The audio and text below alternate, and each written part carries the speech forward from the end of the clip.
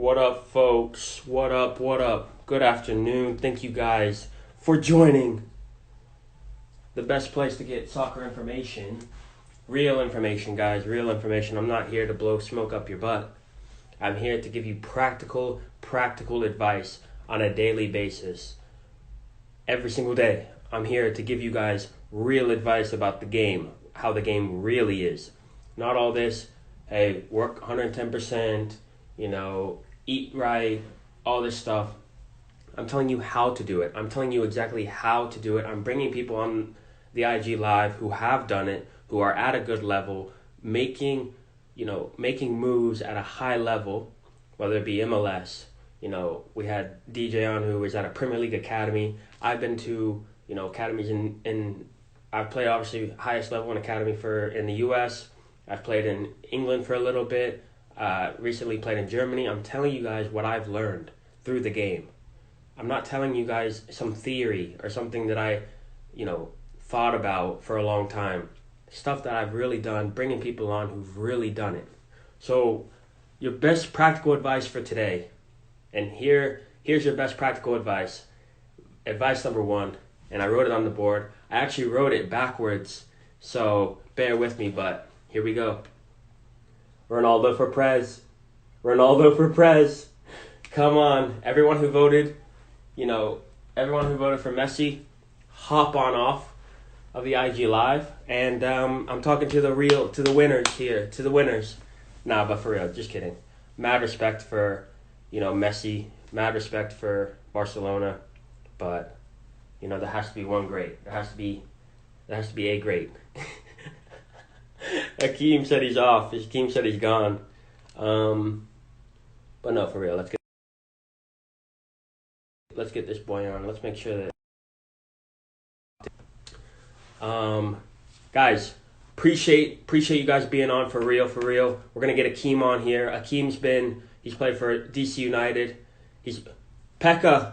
What up? What up, bro? What up, Pai? Akeem's played for DC United. I know Akeem from high school, played at a high level in high school. We were the best high school team, the best academy team in the country for multiple years. Akeem came in as a freshman, and Akeem came on as a freshman and killed it. We talked about it before. We didn't think, could this kid stack up? Could he play well? Could he do well? Ramos, what's up? Could he do well? His mentality wasn't at the best in the best spot his freshman year. Coming late to trainings, coming late to games, and us on the 18s, we were looking at this kid who just came in 16. We came in and looked at him and we said, "Don't know if this kid's gonna do it. I don't know if he's gonna live up to the standard of Shattuck." But fair play to him, and this is why we're still great friends now. This is why I look at him and I say, you know what, this kid can do anything, because he stuck with it. He was there for his freshman year, not a great attitude. Sophomore year, it was okay. Junior and senior year really kicked on. My dad talked about it. He had to tell him one game, you're not playing this game. What does he do? He comes back stronger. He makes that switch. He realizes you can't blame anyone else but yourself. You're the captain of your own ship, and he took it under his wing. Then he went to college, got hit in the mouth again. He had to go to NAIA school, great NAIA school, Hastings. Not really where he wanted to be. He wanted to be at Creighton. They didn't want him at the time. They told him 2 years, go down to the NAIA division, work your butt off and make it up to D1 college soccer. What does he do? Goes down, great attitude, works hard, and they say, oh, We're not even gonna wait 2 years. We're gonna bring you back right now. He was there for 1 semester. Comes to Creighton, doesn't do great. He said he didn't do very well in his first couple of trainings. The coaches said, hey, if you don't pick it up here soon, we might get rid of you. What does he do? Works his butt off. Ends up coming back after a great summer at Lane United, and kicks on from there. From there, goes to DC United, and that's where we're going to pick up the story today. But listen, guys, the one thing you can take from Akeem is literally your goals don't change just because of your situation. Just because a coach tells you you're not good enough doesn't mean that you can't play at that level. It's his opinion. It's his opinion. You don't need 50 opinions. You don't need 50 good opinions. You need one. You need one. You need one coach at some level, whatever level you are at. You need one coach to tell you, hey, you're good enough. I like you. Let's play you. And when you get that opportunity, which you will, everyone will get an opportunity. Trust me on this. I've seen people who are not great who get an opportunity. Yet only the 1%, we always hear only 1% make it, only 1% make it in England, only 1% make it in the US, whatever. Only 1% make it. Why? Because they take that opportunity. It's not 1% get the opportunity. It's not 1% get the opportunity. It's 1% make it. Everyone gets an opportunity. Everyone gets an opportunity. Sorry, Drew. Didn't make the cut. Didn't make the cut, bro. Unlucky. But only 1% make the cut because they put in the work. They were prepared for their opportunity. Everyone gets an opportunity, guys. Everyone will get an opportunity. If you want an opportunity, work for it. Keep at it. Keep doing your thing. You will get an opportunity. It's just a matter of if you are up for it, if you are prepared, if you are ready for the opportunity. Quarantine, everyone's in their house right now. You know, we're coming to the end of it. Some places, I don't know where everyone's from, but some places are sort of, you know, being more lenient towards it. I mean, Georgia here in the U.S. are about to let people loose. So, you know, we're coming to the end of it. But during the quarantine time, this was a time for everyone to be inside. Everyone's going to come out. Everyone's going to be on the same on the same level, basically. So what you were doing in quarantine will show when you come out. So your opportunity is coming. Your opportunity is coming. But are you going to be ready for it? It is so cliche, but it's so true. Cliches are true. That's why the cliches. But listen, be ready for your opportunity when it comes. That's what you can get from Akeem's story so far. You know, we're part one in 3-part series with Akeem. So stay tuned. As soon as Akeem sorts himself out, we'll get him on. But yeah, that's what I really took from Akeem is literally just take your opportunities when they come. Some opportunities don't look like opportunities until you go, you work hard, and you get through them. Sometimes they don't look like opportunities, guys. I signed for San Antonio FC. What happens? You know, I work hard. I feel like I worked very hard. I got an opportunity to play in the Open Cup. Great experience. Next day, they say, hey, we're dropping you down to the NPSL, which is, you know, decent level, but not where you want to be, really, coming from, you know, the best team in championship. So what do? I work my butt off. I captain the team, and I get us to the finals, and then I sign for San Antonio FC. Same with Akeem. Let's get Akeem on. Let's get Akeem on. Out for you guys get enough of that. Trust me. What up, bro? What up, bro? How we doing? We got your vote. We got your vote. Ronaldo for president, baby. Let's go. No, we don't want that nonsense, bro. Let's go. I'll be having none of that. 2021. This man. Stimulus checks. This guy. All right, let's get down with this. But yeah, bro. So last time we talked, obviously, you know, great stories. We got through you going into college and stuff like that. We were coming up to you going to DC United. But just a little update. What are you up to? What are you doing? What's working for you? What's not working for you? Right now, man, I'm actually in the probably one of the best spots I've been in, like, honestly, in a while. So I kind of mentioned before, you guys, I had a mentor and stuff like that, Quinton Marquardt. It's been a big part of everything, the process I've been through. Kind of taught me to always be prepared for when things go bad. Right. And things have went bad. Yeah. Especially right now. So I'm actually in a really good spot where I feel comfortable in the soccer world as well as financially. Yeah. So I think I'm doing pretty well. And people are like, oh, man, I need to get out of quarantine. I'm like, yes, I understand that. Yeah, but I was just telling my roommate, like, I'm ready to go. I've been training hard enough and well enough that if we had a match on the weekend, I would be able to play it because I've been doing that much mentally and physically. Yeah. I could go. Would it be hard? Yeah, no doubt. Yeah. But I would be ready to go. So I'm just here for the long run. Wherever this like dampers out, I'm ready to go. When just like I left. So So yeah, man, I'm ready to go. I'm grinding out here, doing as much Yeah. as I can right now during this time.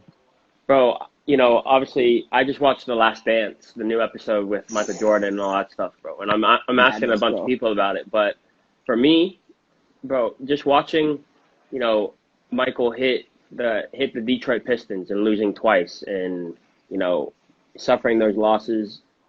I will throw in he was a great sport. After he lost, you Hmm. shake their hands, all that stuff. But also, Hmm. him then having to make a change and being like, hey, now I need to get in the gym. Now I need to get bigger. Now I need to get Hmm. stronger, and stuff like that. And obviously we talked about your story about coming up to challenges, Hmm. coming up to trials and tribulations and adapting and overcoming them rather than, Yeah. looking at them and saying, oh, coach said I'm not good enough. I must not be good enough. Must not be good Hmm. enough. Bro, and I've been preaching like you don't need 50 Hmm. yeses. You need one. So talk about That's it. like go back and talk about the people, if there were any, that said, you know what, Akeem's good player, but don't think he's gonna make it here. And then how you went from that to saying, you know what, okay, screw you, next person. I think the biggest one, believe it or not, and he helped me in so many ways, was my coach at Creighton. Yeah, Honestly, my head coach at Creighton. It became a point where I was doing well and stuff like that, and it was kind of really the first time a big one really hit me because in youth, I did pretty well. I was always a winger, doing well, this and yeah, this, and then I went to national camp at U14 and got smacked in the chin, and I right, was like, it just didn't work out. Like, boom, right, done. And I was like trying to figure out what happened there. right. And then everybody after that, I saw all my friends, national team, national team, national team. So that kind of like was a smack in the face right there. And then Mm-hmm. I was always trying to achieve that or chase Yeah, after it. And at Shattuck, it was like I was always playing against better players. There's always players that yeah, were better than me. Um, and the coaching staff, they never said that you weren't good enough. They said you're gonna have to do more, right. for sure.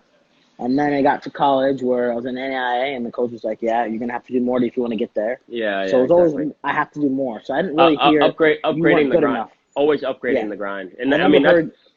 that's great Go ahead. because, obviously I like to talk to coaches as well because coaches, they have a problem as well in terms of like always focusing on the good players, not focusing on the lesser players necessarily. Hmm. But that's great that, obviously I was around the same coaches as you at Shattuck, but it's great that Hmm. they have the mindset of like, hey, you're not good enough right now, but I believe you can get good enough. You just need to upgrade your grind. You just need to upgrade Hmm. your work ethic, and I think you can get Hmm. there. So, like any coaches watching, for sure, I would say, make sure that you have the growth mentality, not the fixed mentality of like, oh, Akeem's 14 and he's this good. I think he should play with the 16s, but he's not good enough right now. It's like, he'll never be good enough. Obviously, that's not the case with you, but there are players out there that we've all seen. We've all seen the Mark Browns. We've all seen the Ethan Hmm. Smiths or Ian The Smiths. We've all Mark seen Brown. we've all Yeah. seen these guys, and it's like, yo, if someone had looked at them and said, "No, you're not good enough. See ya," then they wouldn't have that. They wouldn't have gone to college. They wouldn't have had fun, quality careers where they actually enjoyed it. So to any 100%. coaches watching, it has to be a situation where you look at a player and you say, okay, how can I get them better? What can I add to them as a person to make Hmm. them better as a player? Hmm. And so, like, kind of like branching off that, Yeah, it wasn't until my senior year after I was done, had a good senior year, which helped me get into right, the combine, and I get an email from our head coach, or he had actually resigned at the time and was not right, our coach right. anymore. He goes, "Yeah, I got an interest from San Antonio. Da da da. I think this would be the best route for you Mm-hmm. instead of going to the combine." I said, Right. "What? Yeah. How could you ever say that to me?" And at Yeah. that moment, I was so mad. But it wasn't until I relaxed and settled down and look back at it now that helped me when I went to the Yeah. combine.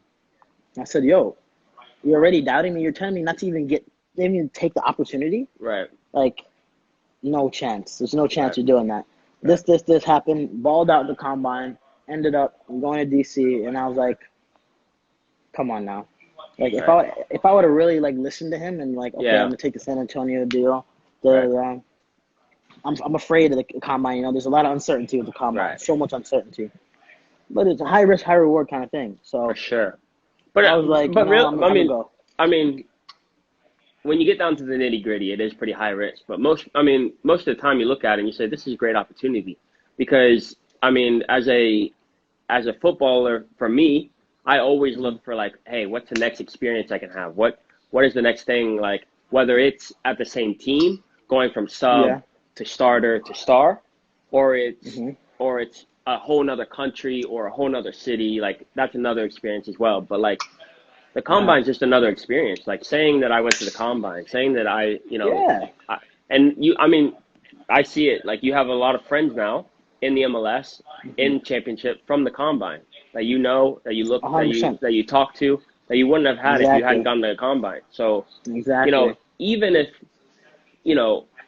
I see it for myself personally, not going to the combine was a blessing because, I would have gotten wrapped up. I would have probably gotten an agent that I didn't like. I probably would have, possibly gotten signed by a team who wouldn't let me go until the last week, and I don't really know. So for me personally, I was glad I didn't go. But for someone who gets the opportunity to go, you have to go. It's a great experience. It's a great 100%. opportunity to find new players, to see the level that you need to be at the level, or to see that you are better than you thought you were. You're better than, a lot of those players who actually did get drafted, because at the end of the day, it is an opinion. And like what I was talking to my dad about, and what I'm going to ask you right here is, when, as a player who's gone all the way to the MLS, when are the times that you can look back and say, hey, my coach had the greatest intentions, but I just did not want to listen. I didn't listen to him, and I'm happy I didn't. Like, I love the coach. I used Coach Carter as an example, where it was the year before the year we made it to the final, and we had John, Robbie, Tito, everyone came in fresh from your team who had gone to the finals, and you guys missed out by one game, or gone to the playoffs and missed out by one game. Yeah. And then half your team came up to us. Yeah. And we basically had to restructure our whole defense. And so Coach Carter, for a whole month, literally told us, all we're doing is defending. We're probably not going to get the ball out that much. We're going to do defending. We did it 5 days a week for a month. And John went in and said, hey, Coach, maybe you need to maybe we need to get the balls out. And he's like, John, listen, I got this. Just chill. I got this, or whatever. And we're like, I don't know if he has this. But we've trusted him, and then we let him the least amount of goals in the country. So it's like, Madness. so Coach talk Carter, about man. Yeah. So talk about your time, all the coaches you've had. I mean, we've both had a ton of coaches. You don't have to name them, but when are the coaches, like, when the coach tells you to do something, what goes through your head? Listen to him, don't listen to him. How do you understand? How do you know? How do you understand? When I was younger, it was more so, like, yeah, okay, like, Right. for sure. And then, like, because when you're younger age, you think, like, because coaches hold a lot of power, and you think they have more power than they actually do, because a lot of it's on how you play and how you do things. For sure. And I was like, yeah, all the time, like, when I was younger. And then I started to get older, and I started to be like, I can think through things and situations, and I don't know if you have that one spot on. Right. So I never approached it like, hey, maybe once or twice in my college career, I was like, hey, nah, forget that. Right. And when it was actually like that, it was actually my senior year was like that. It was when one of my best mates became captain, and our other captain were like, yo, we don't know if the staff right here is actually, like, they're doing things right. So we ended up taking the whole team, all three of us, and writing up things, formations that we wanted to play, how we wanted to do things. Yeah. And we implemented it, because guess what? When they brought us out, when they brought us onto the field, as soon as we got in between the white lines, like, they couldn't do anything in a sense. Right. We had all 11 players, like, bought into, like, okay, Exactly. we're gonna they said we're gonna press for the first 10. Nah, we're pressing for 35 minutes. Yeah. We're going after these guys for 35, because we know that back four can't handle that. Right. So, like, that, it wasn't like a forget this, but it was like more so like trying to find a solution. Right. And trying to figure out how to go about doing things, because I learned by seeing other players, like, excuse my language, the hey fuck you doesn't work at all. If anything, it hurts you. Right. So, I think that's kind of what I learned. I think that's key where you come in and you say, hey, we as a team came up with this. Like there are players out there who say, nah, forget this coach or whatever, but everyone else is bought in. So at that point, you're an outsider and you are a problem. Because we've had the same situation. We in college, my sophomore year, we had Matt Polster, we had Christian Valesky, we had Austin Ledbetter, we had a quality team. We were losing. We were 1-9 at the beginning or something like that. And we basically said we were playing quality footy, like literally, 60, 70, 80% possession. And we were losing 2-0, 2-1. What we did as a team is we came together and we said, hey, we need to play like this. We need to play more like we need to play college soccer. It sucks, but we need to play college soccer because we need to win. Because these guys are seniors. They haven't been to the tournament. We have to win here. So we changed it up and we said, as a team, we're going to buy into this. Not as an individual, not as two guys, not as the seniors against everyone else. No, as a team, we came together and said, hey, this is how we're going to play. We ended up making it to the NCAA tournament for the first time, and it worked out.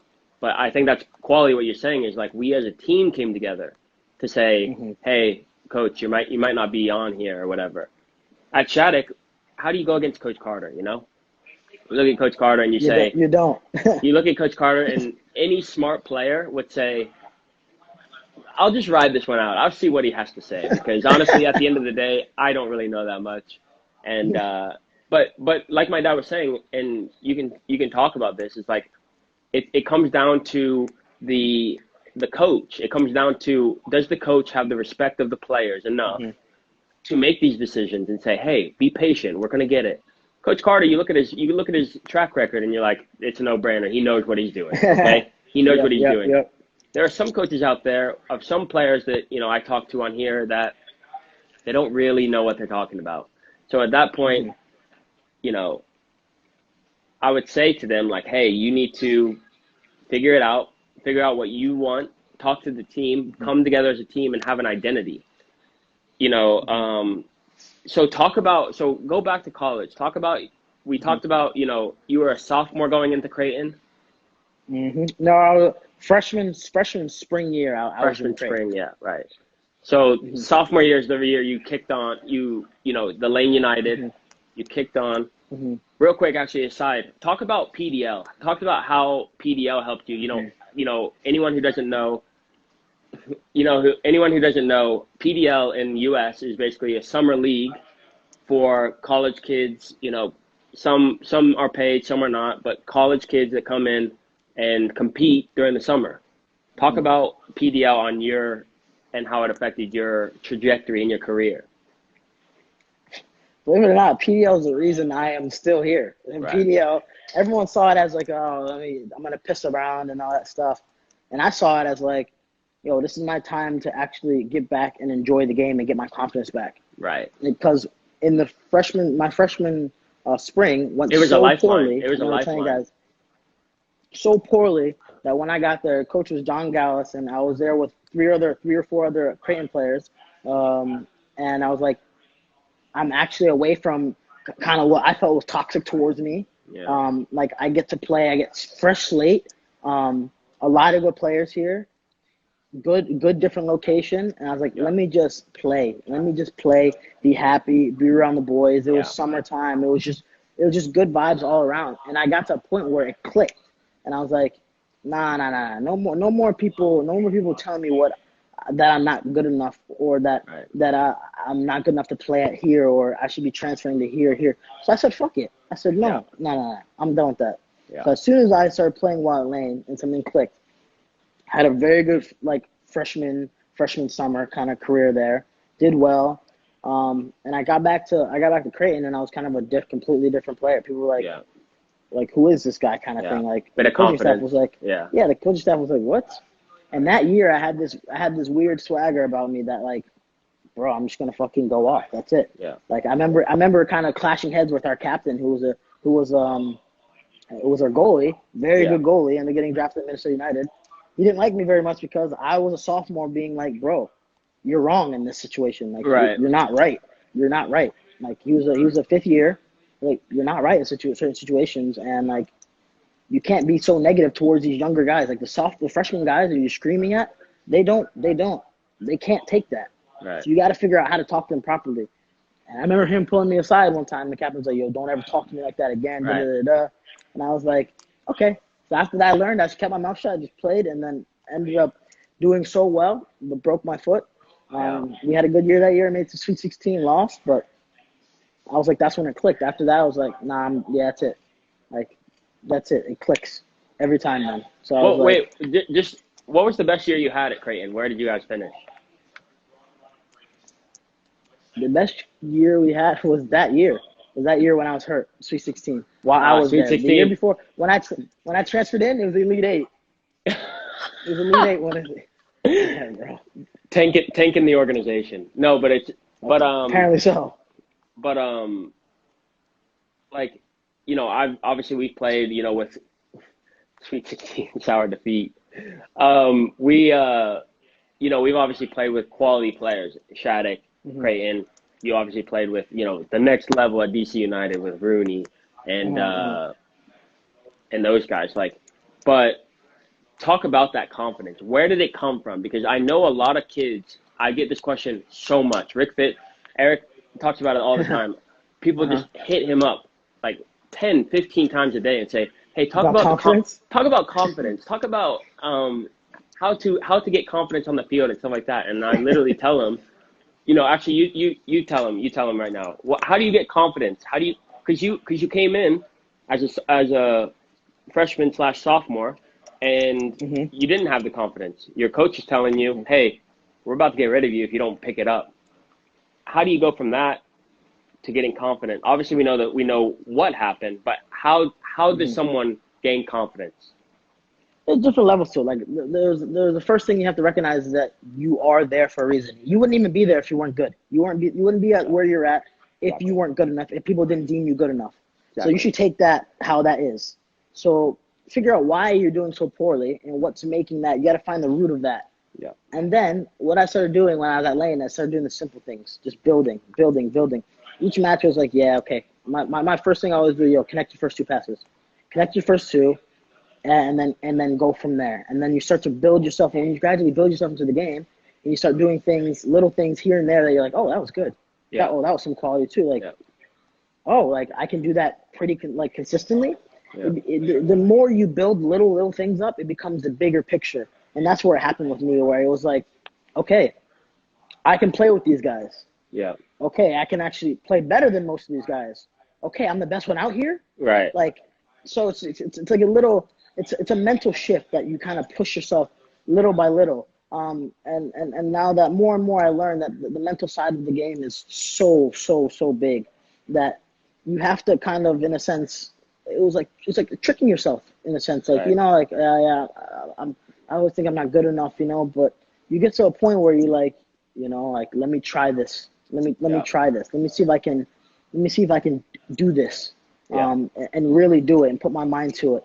And then as soon as it clicks, because you'll know it click, it'll just be like kind of like just a breath of fresh air. Like, okay, we're good. And then from there, you keep it. You hold on to it. You figure out why you have it and how you got it, and then you hold on to it. There are ups and downs, but as soon as you get it, you're good. Just like Meek Mill said, man, there's levels. There's levels to it. So to reiterate, whatever level you're at, you're there for a reason. Okay, so these people who, obviously we know people at Shattuck who come to the camps every single year, don't make it. Mm-hmm. And they wonder, like, why am I not making whatever? You got to dominate where you are. Like, you have to be the best player in your environment right now before you can go up. Obviously there are players who go up who aren't at that level or whatever. But listen, you have to dominate where you are before you can even talk about going up. If you're a forward and you're not scoring double-digit goals every season, then why are you asking to come to Shattuck? Why are you asking to go, overseas? Why are you asking to play in the MLS? All this stuff. So what I want to touch on is why, like, when did you have that mentality that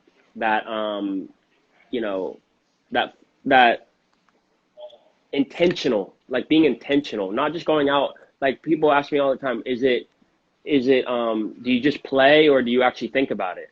And I'm like, what do you mean? Obviously, I think about it. Like, I'm on the field. Like, my brain is tired after a game because I'm thinking so much. So when did you start becoming intentional about it and say, hey, connect the first pass, connect the second pass? Oh, I can start doing, like, thinking to yourself, not just playing on instinct. I think that kind of ties into like what I used to do near kind of the beginning my sophomore year at Creighton. So like before everything, I started to learn that by doing the simple things, it helps. It maximizes everything. So you have to do the small things correctly first, and then I wanted to be a pro always. So I always told myself, okay, it's time to train like a pro every day. You train like a pro. Yeah. And I remember getting some of my teammates on like, okay, train like a pro. Luke Hawkinson can attest to this. I remember holding him accountable. Me and him would hold each other accountable. We got a crate and we're like, yo, today, every day we're training like a pro. Like we're doing the simple things, and we're doing the things correctly, clean, smooth, every single time, as many times as we can, because that's what the pros do. Yeah.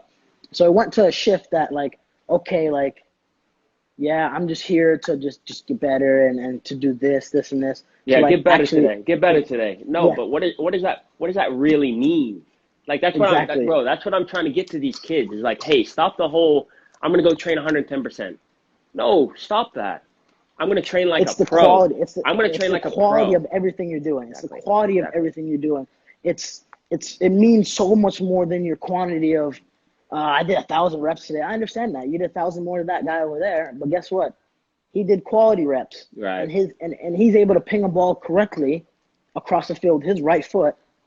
When you're cutting it right because you've done 1,000 of them, fatigued yourself, right? And you didn't even do the proper technique 1,000 times. Right. He did the proper technique 100 times, and that's why he's better. Yep. I'm not saying don't do the reps, but I'm saying if you're gonna do something, make it as perfect as you can. Right. Hold yourself accountable that you're like, okay, it was shit today. It was not good. It was not good. Like, that's why I've gotten to the point where I can look myself in the mirror and I'm harder on myself than anybody could ever be. And coaches have actually had to tell me, oh, you got to actually rein it back in. You're a little too hard on yourself. Yeah. But, like, that's another time where I kind of don't listen because I know me more than they will ever know me. For sure. And those are the same coaches who don't play you the next game. Hey, exactly. great game, Akeem. Great game. Coach, why am I not starting today? Oh, well, I am not naive enough to think, oh, yeah, you're right, coach. I did play well. I gave away 6 in a row. What do you mean I played well? Right. No, or like it's okay. No, I'm gonna get it right. Trust me, I'm gonna get it right. But no, I like that. Like we always talk about Bruce Lee, saying I fear the man who practices one kick 1,000 times rather than the guy who practices 1,000 kicks once. Like, get that skill set. Like, what I always did, because I wanted to use my left foot as a center back, and I would say, I'm going to hit, after training every single day, I'm going to hit 10 quality ones. It might take me 20 times. It might take me 15. It might take me 10. But I'm going to hit it 10 quality times with my left across the field. People are staying there 2 hours after, and I'm just like, listen, you don't need that much. You're literally doing more harm than good. So I love it. Quality reps. Quality reps. 100%. So let's move on. So, obviously you had great experience at DC. You went down to Loudoun a couple of times. I know, I watched you most at Birmingham, because a lot of my boys are there. So talk about basically you were at 3 teams in one season. Yeah. So talk about what it's like going from team to team to team in one season. And, I'm going to steer you in the right direction, but the importance of being able to know your style and to know, obviously your self-worth, because one team might think you're great. The other team might not think you are. So and then also knowing your style, knowing what you bring to a team. Talk about going to 3 different teams in one season. Definitely a lot of ups and downs, and it was wild. Looking back at it, I'm like, man, that's not probably how the most ideal rookie year. Nope. Really, it's not my most ideal rookie year. Get drafted by DC was there. I remember maybe a weekend. How many months? From DC? From draft to your third team. So draft is 7 in months? 7 months. 7 months, 3 teams. 7 months. I was at 3 different teams. And so get drafted, all that stuff. Get there, DC. I remember a week and a half, 2 weeks in, I'm signing loan paperwork, Right. and I'm like, what is this? Right. So first off, like that hits you real quick. I'm in preseason already, doing really well. I'm signing loan paperwork. I'm like, what is this? They don't tell me anything about it. I'm like, okay, that's fine, no problem. Start going, doing well, traveling with the first team. Then, sometimes the first game of the season for Loudoun, I was there for like the first 5 or 6 games. And they were all away because we didn't have a stadium at the time. So Yeah, I my remember first that. professional Yeah. games were away. Playing against Nashville, which is now an MLS team, my first professional game, played with 9 other people who were their first professional game. Yeah. So I was like, okay, good, here we go. So do that. But what people don't understand is that I wasn't on loan. I wasn't there the full week with the team I was playing with. Right. I'd show up. I'd play Monday through Wednesday. If if we had a match on Saturday, Thursday and Friday, I would be with Loudoun, the USL team, the USL affiliate. Yeah. So Thursday was my day to get to know people for the first time, Yeah. and Friday was to get run through and then play the match on Saturday Yeah. away. So it was difficult. It was a difficult Against thing. a quality Like, opponent. Against a quality a opponent. very good team, So it was very difficult, but I was really close with the guys on Loudoun, so I was able to create a relationship with these guys, because everyone was coming out. Most of these guys were coming out of college, Right. or younger kids in the academy, or maybe a few veterans here and there. So it was very good to mesh with them on a personal level. They're all Right. good people. Right. Some of them, a decent amount of them, will come up and down and train. Right. So it was good. There was no problem with that. But it was just hard to build the chemistry every week because number one, I'd be doing film sessions with DC, doing all that stuff for the full week, get down, run over to Loudoun, do film session there on who I'm actually playing against, Yeah. have to deal with different formations, different personnel, and different coaching, all Right. within Crazy. a span of 7 days. Right. So that was difficult. That was a lot of up and down, up and down, up and down. Yeah. But then eventually near July, I was released and went to Birmingham. So I Right. learned a good amount about myself and how to Yeah. navigate the professional world and a professional locker room in Yeah. that time span. Right. I learned that when I went to DC, I probably talked way too much. I was trying to be friends with everyone. Right. That doesn't exist. That doesn't exist. Because It's not like college. They're gone. They're gone, and they were gone in literally 3 seconds. It's not like college. And they're still your friends and stuff like that, but still, like DJ, like I was talking to DJ about it. Like literally, these guys are coming for your position. You're coming for their position. It's a healthy competition.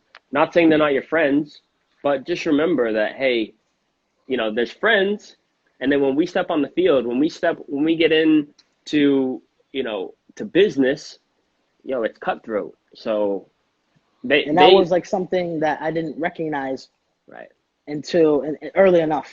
right. And by then I was playing catch up. By then. True. So it is what it is from that aspect, and it's okay. Like, I always tell people, no matter what, I would rather have been at these 3 teams in my first year than been with DC United throughout the whole year and still not know what I know. Right. And understand how things work. So as soon as I got to Birmingham, it was a very quick turnaround. I was released on Wednesday, signed Friday for Birmingham of that same week, and on Sunday I was in Alabama. Just like that. Boom. People don't realize. I mean, a lot of people, and I'm trying to get this out of people's heads that like, hey, Ronaldo, Messi, Zlatan, all these people. That's not necessarily the real life. That's not necessarily the real how it really is. You went from those are the 1%ers, man. 1%ers. Less than that. I mean, they don't even stay at the same club their whole career. Like literally, you went from DC to Loudoun to Birmingham probably in a week. Like you're chilling in DC, you probably trained for DC, then you went to Loudoun, play a game there. Let's just say hypothetically, I don't know if this is exactly how it happened. No, this is exactly how it went. On Sunday, I played a match in Indiana. Yeah. Played with DC. Monday off. Tuesday recovery day. Wednesday train, released with DC. Yeah. Thursday training, trying to figure out what I'm doing. Right. Friday talking with Birmingham, signed contract there. Saturday getting all my stuff packed. Sunday I'm in Birmingham. Right. So, I mean, you have to be adaptable. It's not even a joke. It's not even a joke anymore, dude. Like literally, I posted it the other day. It's not the strongest. It's not the smartest. It's the most adaptable. Who can adapt to something like that? Obviously, we talked about it last time. Your career from your freshman year at Shattuck to where my dad said, no, Akeem, you're not coming on this trip, to now, the ability to adapt location, the ability to adapt formation, position. You played left back, you played right back. Just being adaptable, and that comes from having an open mind, understanding that, hey, I was talking before this, like, hey, opportunity might not come how you think it's going to come. Everyone looks at it as, oh, my opportunity. When I run on the field for DC United, that's my opportunity. No, your opportunity might be, DC releasing you. You haven't go to Birmingham, and now you try to get that starting spot. Now you try to be the best player in Birmingham. I mean, you don't know where your opportunity is going to come from. It's just going to happen. It's just going to happen. Different soccer balls, like Stauffer said. Bro. To be like, side note, when at Atlanta, when the first team guys came down, that was a huge change for them. The balls, like you would see, like the balls are just it was difficult. Bro, at the very beginning of the season, when they had the harder select balls, they would just slip off your foot every single time. You had no traction, and the first team guys would come down and have no chance. But side note, but like, listen, talk about, so someone asked me yesterday on a podcast, what is my number one tip for young kids? And I told them the mental aspect of just being a person. Like, can you be a person before you're a player? Talk about, like, how you've changed from, obviously all of us were just dead focused on soccer in high school, and that's fine. Like, we enjoyed it. We loved it. Talk about transitioning from being a player 100%, eating, sleeping, drinking, focused on being a player, to then talking about, oh, now I have all this free time. Now I'm a person. Now I need to work on me as a person. Talk about when that shifted and how you've been able to do that and how you've, shifted that. I think it's something that you recognize because you look back at everything. Especially if you're willing to struggle to be a professional, most people don't understand what that struggle is. That means maybe no proms. That means maybe no going out on the weekends and having fun with your friends. Maybe this, and this. So throughout that time, you actually, I'm not saying you're not a person, but you're actually so focused and so involved in that you kind of, when you get older and when you get that free time, you realize, like, oh shit, there's still things I need to figure out about myself, because I put so much time into it that, like, you look back and you're like, okay, I'm blessed that I had all that. Maybe I lost some opportunity to spend time with friends and stuff like that. Yeah. But now that I'm here where I want to be, and I know how to be here where I want to be, and I gotta focus on being the person I want to be now. Right. Because I help myself get to I'm not saying I'm there yet where I want to be as a footballer. Right, of course. But I can actively do both now because I have the time, I have the resources to do both, and I have the people around me that have been grinding with me since. Yeah. Who are at the same kind of spot I'm at now. Right. That we're gonna, okay, now we can build, now we can grow, now we can enjoy a little bit. Right. Enjoy a little bit, because we're working so hard to get there. I'm not saying at a young age, okay, don't have fun with your friends and stuff like that. Right. But I'm saying there are sacrifices that you have to make. And you have to be honest with yourself if you're willing to make the sacrifice to be a pro, because it's not easy. Not everyone can do it. Right. I'm telling kids now, I'm just like, hey, listen, go all out. I'm not telling you at all, don't go all out for your goals. Don't ever settle short. Have that work ethic. Work all day for your goal if you want, whatever. But take a break. Understand that the mentality, the mental aspect, it does take a toll. Is it possible for you to work, train day in, day out, and then maybe at the end of the day, watching Netflix, hang out with your friends, do some stuff like that? Yeah, obviously you have to you have to prioritize. Like, hey, if we have training today, I probably can't go to that party. Or if I have a game tomorrow, I'm probably not going to go out. But at the same time, like there are opportunities where you can take a break. You can say, you know what, I'm gonna chill, for one day. I'm gonna take an off day and I'm just gonna chill. I'm gonna go get a massage. I'm gonna go, Mhm. I'm gonna eat a burger or whatever. Like whatever you want to do. But when you talk about like, it does come with maturity.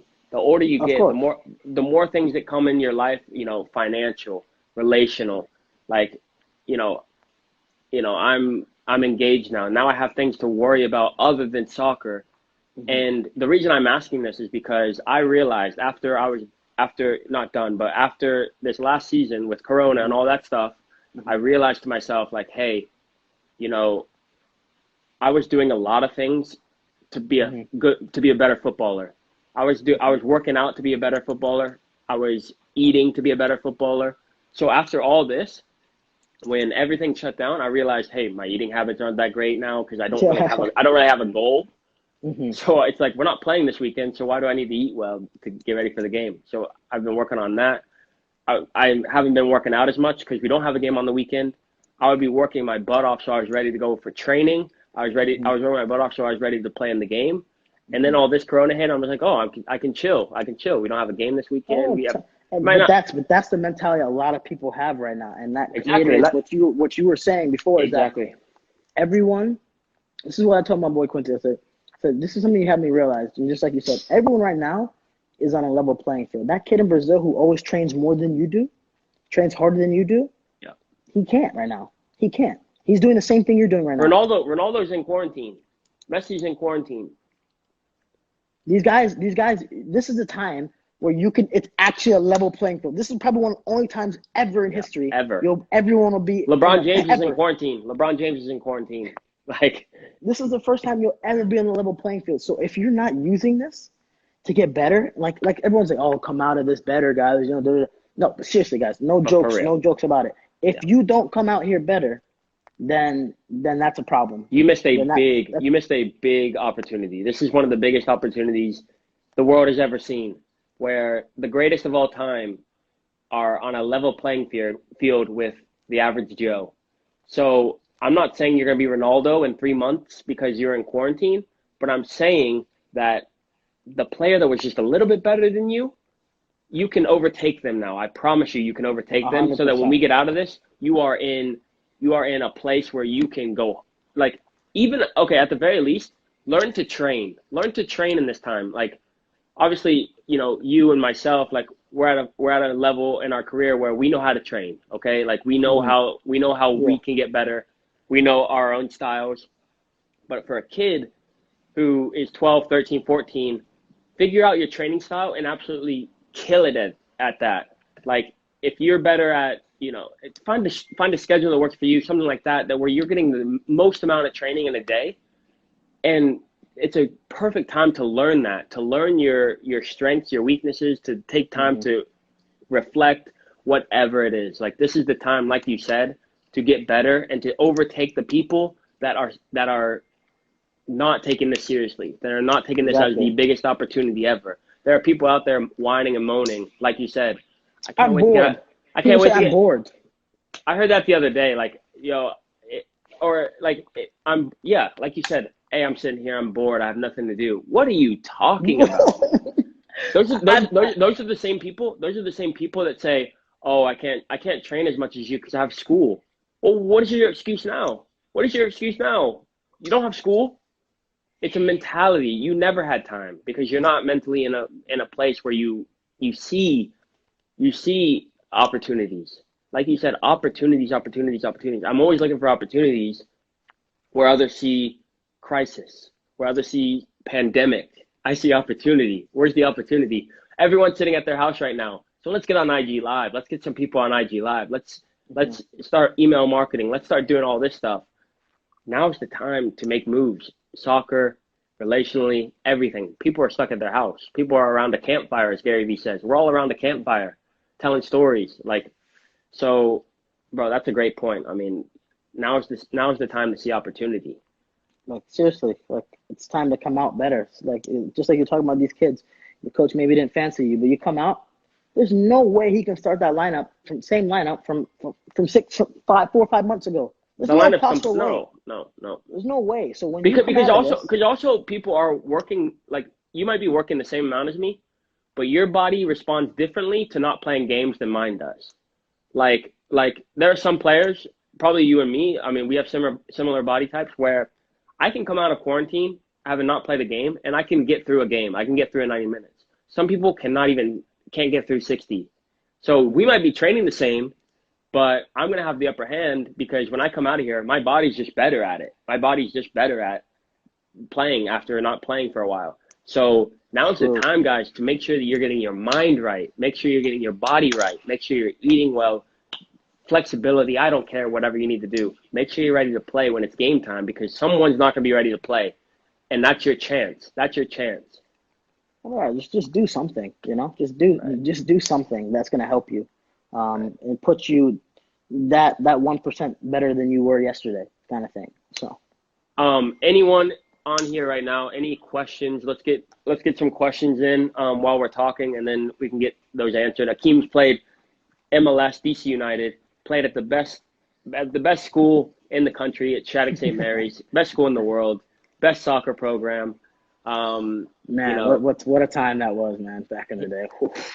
He played at the second best college in the game, Creighton University, second to SIUE. But I mean, Stauffer wasn't up for the challenge when we played him in the spring. I heard that our coach asked Elmer. He said, "Hey, we want to play you in the season," and he said, "No, not after that. Not after that. I don't think Stauffer's ready." But it's all love. It's all love. It's all love. But yeah, guys, get some questions in. Charles, I know you got a question. Get it in. Instagram's on. Graham, the boy. Me and Graham played at Reading together at Reading. Yeah, good times. Quality, bro. But no, just probably the last thing is just what are you like? What opportunities are you taking now? We just talked about it now. Mm-hmm. I want to give practical advice based on a player who, I've looked up to, someone who I've seen come up. What are the opportunities you're taking now for any kid right now? What should they be doing? So right now, like, I'm doing a lot of figuring myself out what works. I'm doing a lot of testing stuff. I'm seeing how my mind works and if I can push the limits and stuff like that. And like a big person I've been reading up on and watching stuff on is David Goggins. And yeah, he's a military guy. Legend. And all that stuff. But this guy accesses the part of the brain that nobody's able to access. He says that when you're really ready to stop and you're hurting and you're that much pain, you're only 40% the way there. Yeah. And I've really taken that on the board. Like, oh man, if this guy is completely right. Yeah. Like when everything's starting to hurt and things are starting to get bad, you're only 40% the way there. And it's very hard for you to fathom that when you're in whatever these workouts and stuff like that. But what I've been trying to do is mentally get myself there. So no matter what, each week I'm going 6 out of 7. I'm working out, running 6 days out of 7. Yeah. Taking one day to recuperate, active recovery, and then I get back there after it again. Yeah. And so what I've been doing, I've been grabbing teammates with me who want to go. I'm not saying I'm not going inviting everybody. If you see me doing it, if you want to come, you can. If not, I'm only gonna ask once. Right. If you want to be involved, you'll come involved. Bro, that's a Shattuck thing. Honestly, I always said to myself, I don't care what I'm doing, when I'm doing it. If someone asks me to go to the field, I'm going. There were times when people would ask me in the middle of class, and I'd be like, "Hey, can I go to the bathroom?" And I'd literally just leave, and I'd go and train. But for sure. But also the David Goggins thing and I'm going to ask you another question in a second. Mm-hmm. But the 40% of your brain, I always had a saying, and you probably heard it: your mind quits 1,000 times before your body. And I always thought about that at Shattuck when we would do 13-17s. I would always say to myself, I would say, I'm going to count how many times my mind quits. Because I always thought I was an idiot. I always thought like, yo, Andrew, you're soft. Because I would always be like, hey, go down with a hamstring. Go down with your hamstring injury. You remember your hamstring was hurting you earlier? Or like, man, I was the king of doing that when we're doing testing. I was looking back on myself at Shattuck. I couldn't get through a fitness testing, like an actual legit fitness testing once. People were like, what's wrong with this guy?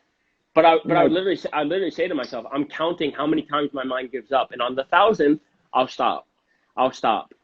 Obviously, you're never gonna get to 1,000, so it was just a way for me to do it. I was just like, okay, that's once. I said I was gonna quit, and I'll go to the next one. I'm like, okay, I said I was gonna quit that time, and that's perfect though. Like I've heard it as well, the 40% rule. Like you give up at 40%.